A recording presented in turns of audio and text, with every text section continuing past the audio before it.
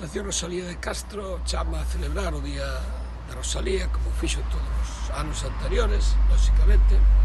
Este ano principalmente, porque o que celebramos é que naceu para Galicia unha esperanza, unha ilusión con Rosalía de Castro.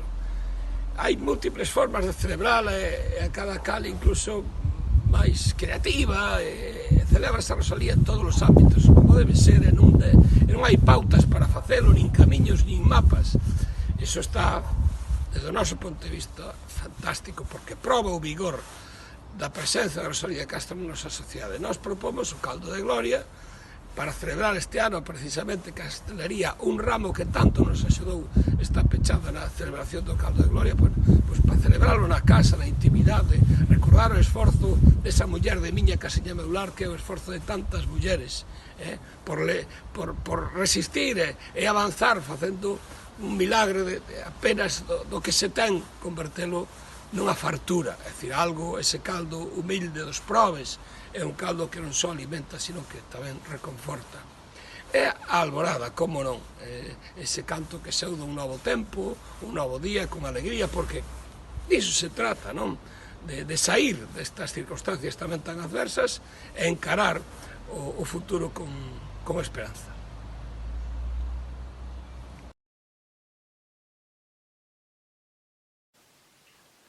Nacín cando as plantas nacen, no mes das flores nacín, nunha alborada mainiña, nunha alborada de abril.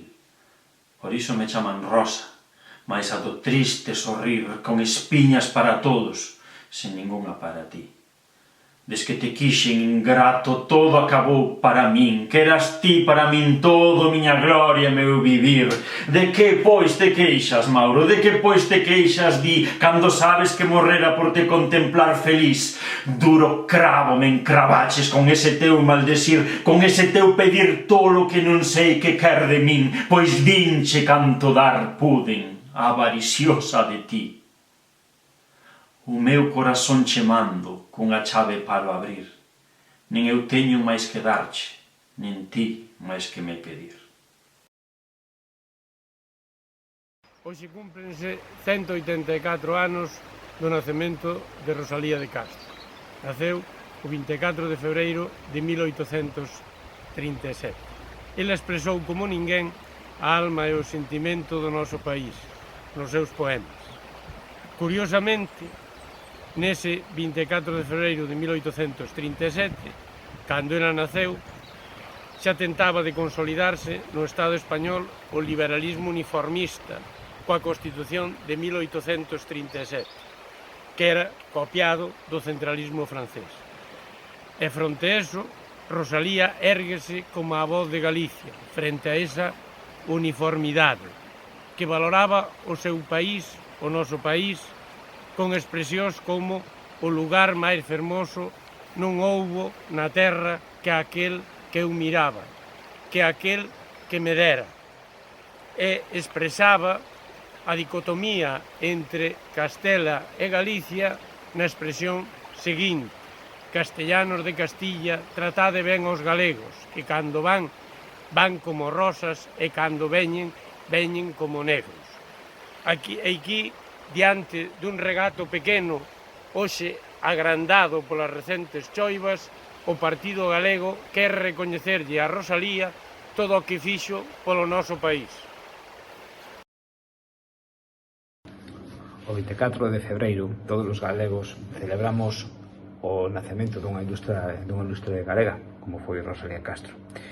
Unha persoa amable, unha persoa introvertida, unha persoa tímida, pero que soubo recoller como nada os conceptos que todos os galegos entendemos moi ben, como o caso da saudade, dor que lle causaba ver precisamente como os seus compatriotas tiñan que emigrar.